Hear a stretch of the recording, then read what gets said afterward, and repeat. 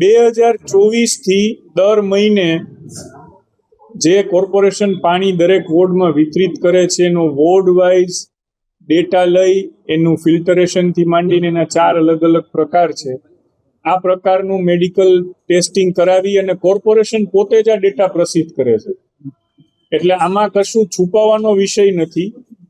આપ જે વાત કરી રહ્યા છો એ મે 2025ની વાત છે અને અમે લોકોએ 28/5/2026 થી ચાર્જ લીધો છે.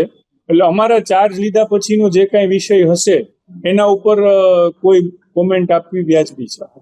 ચોમાસું આવે છે ત્યારે દૂષિત પાણી વિતરણમાં, કારણ કે નદી નાળામાં જે પાણી આવતું હોય છે, કોર્પોરેશનનું પોતાનું ફિલ્ટરેશન સેન્ટર છે, તેમ છતાં પણ આવી ફરિયાદો ઉદ્ભવતી હોય છે. આ વાસ્તવિકતા છે અને અમે આજ ટેસ્ટ કરાવી અને એનું રિપોર્ટ બહાર પાડી છે અને વોર્ડ વાઇઝ પણ ડેટા આપી છે કે કયા વોર્ડમાં ફરિયાદોનો કેટલો રિપોર્ટ ને એમાંથી કેટલી સફળ કેટલી અસફળ.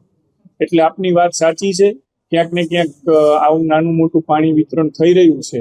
એની જવાબદારી અમે સ્વીકારી અને ખૂબ ઝડપથી ફરીથી પાછું સારું પાણી વિતરણ કરીએ નેક્સ્ટ ડે થી એ માટે પ્રયત્નશીલ છું.